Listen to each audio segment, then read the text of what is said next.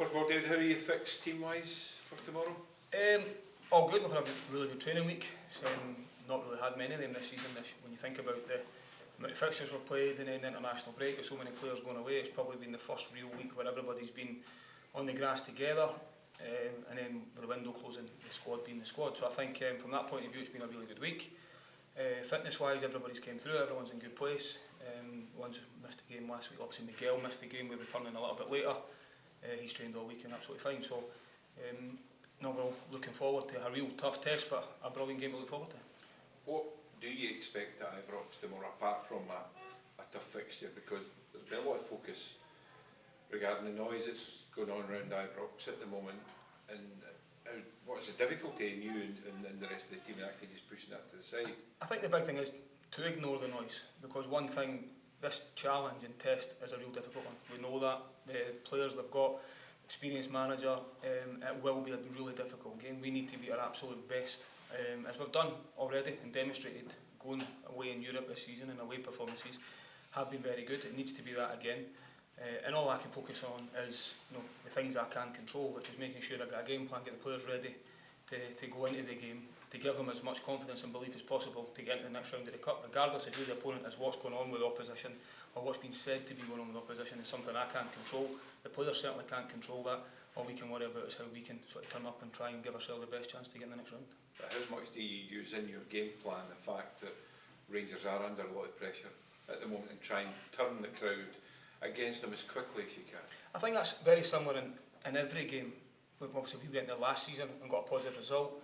Going to places where you're heavily outnumbered at big clubs and you are the underdog going into the game, you want to try and quieten the crowd as much as possible. That has to be the game plan. The same if anyone comes to Easter Road as a away team, you want to try and quieten the crowd down. So that doesn't change. I know that the extra noise that's going around the game at the minute, but what I've been very quick to remind the players, and I keep saying it to them, is we still need to be at our very best to get a result. They're not a bad side at all. They're going through adversity at the moment. That can very quickly change. We've seen how that works. We've seen the level of players that they've got, and I think we need to guard against that. So we need to be our very best. If we were to go through, it's because we've been very good on the day, and that's what we need to focus on. Do you have a bit of sympathy for Russell Martin? 100%. Listen, as a manager, though, we all know it's a really difficult job at any time, at any level. You're judged on results naturally, and you're responsible for results. I've very different in terms of clubs and everything else. It comes with it, you don't affect what you're dealing with, but it can be lonely, it can be difficult, really difficult time. So from that point of view, yes, but we all know, we all sign up to that. We all know that's very much part of the job and how quickly it can change in both directions. In terms of your players know how to win, and you did it last season. Do you go with a positive mindset in terms of, yeah, we can do this, and there's the proof. Just look back at what happened last year. Yeah, but it's two different teams, different manager, different style. Our squad's slightly different. Still got a lot of players that have played in the game before, though. But I do think that is the word you said there. That was belief. I say that to players all the time. Going to places like Rangers and Celtic and places where it is notoriously harder to get a result, you need to go there and believe you can do it. I said it to the players going away in Europe. Going away to Partizan, going away to Michelin, going over there, believing you deserve to be there and able to get a result. Because if you don't genuinely believe it as a group, then it definitely won't happen. You all need to be on the same page. You all need to be pulling in the same direction. And that's something that our squad's demonstrated well this season and for large periods last season. But it doesn't make the challenge any easier. Definitely not. But it is a game where when you come to the club, opportunity to try and win a cup, and we are one game away if we can get through this one to get into Hampden, semi-final, 3 games away for potentially winning a trophy. Now the draw doesn't come any harder. I guess a really difficult draw for us away from home, and the quarter-final at Ibrox is a really tough test. But it's 90 minutes of football minimum to try and get in the next round. How much do you say to your players, yeah, you played well this season, but I'm looking for a bit more. I'm looking for those wins, because that's the one thing that hasn't come. Yeah, I think it's a real fine balance. I think that's about having a standard as a group and honesty within the group and accountability right across the board. You're right to touch on the level of performance at times has been exceptional at times, as I've seen for the players.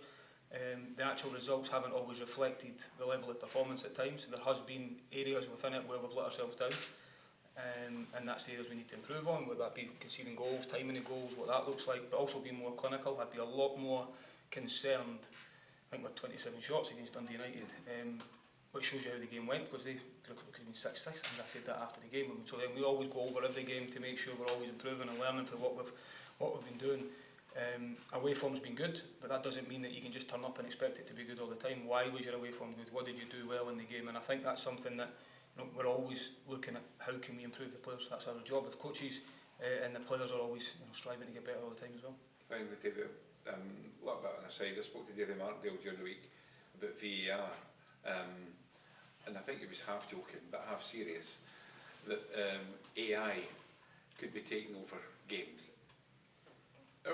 Your thoughts on that? And AI? Do you use AI? I thought we were going to get through a week here without having to speak about VAR. Well, we nearly got there, Brian. We nearly got there. Well, do you use AI in looking ahead at games? No, I think it's definitely something that's a tool that's becoming more and more prominent now. I think in the way the world goes, not just in football but in general, it's something we all need to be wary of or mindful of and use it. If other people are using it, can you get it to that point? I don't think it's quite taken over in terms of the football side to it at the moment. I'm sure it's progressing all the time. I don't think it can be determined the outcome of the games quite yet. I hope not anyway.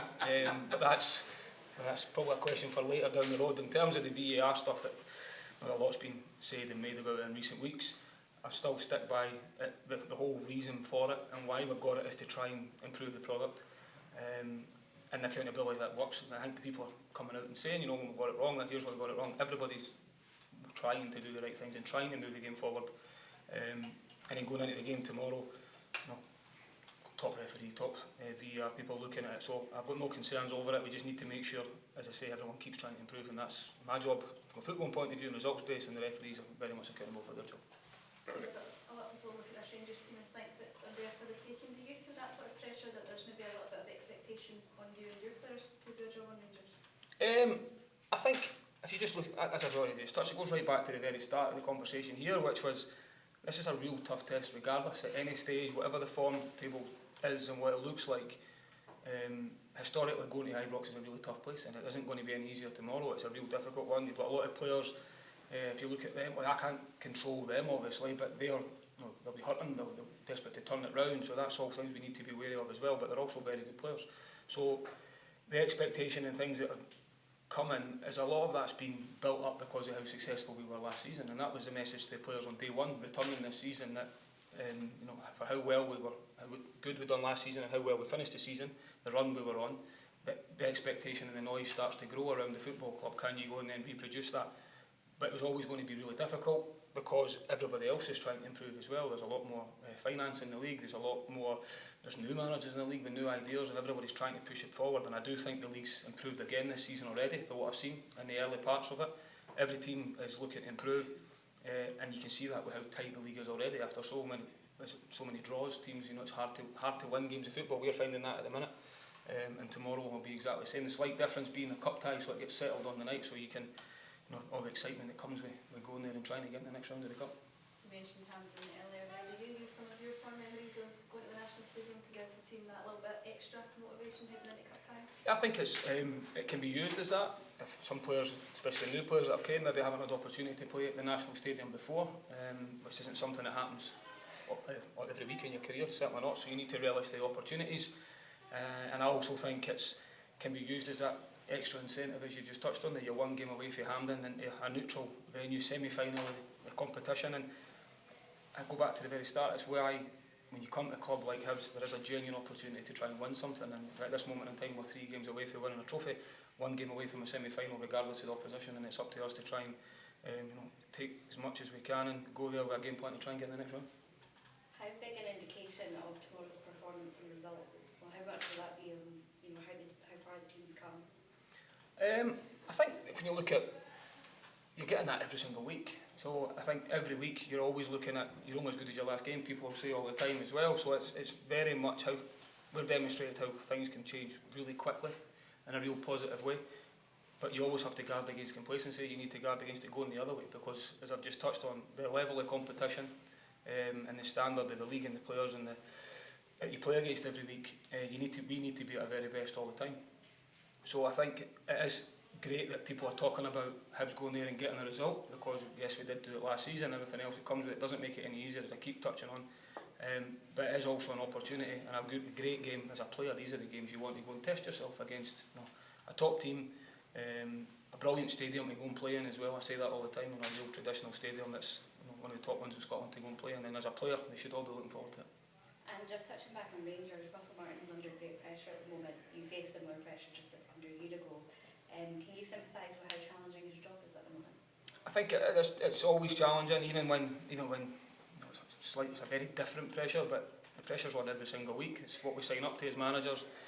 Rather than, you know, you might work in business, whatever line you work in, sometimes it's quarterly, you get your results, yearly, whatever that looks like, we get our result every week, once a week at 4:45, and it's you've either been really good or really poor, and that's the nature of the beast and what we sign up to every single week. It's also why, certainly why I do it, I enjoy the pressure, I enjoy the thrill that comes with that.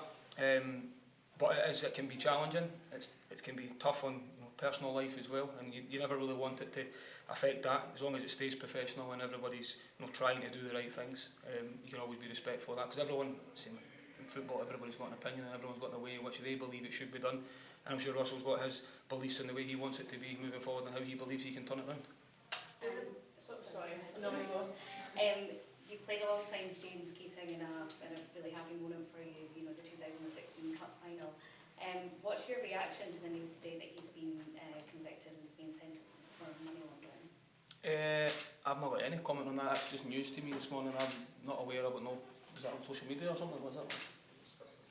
I have no idea. I don't really want to comment on that if that's possible, because I don't know anything about it. So all I can remember with Keats, obviously, as you say, was part of a very special group of players that have a special moment in my life. But apart from that, that was purely professional. David, what's your take on Rangers' start to the season and the situation there at the moment? Have you been surprised by how things have gone? From our point of view, for us, just in general, just your view on how they've started the season, whether it's been a surprise. how they've started the season. Yeah.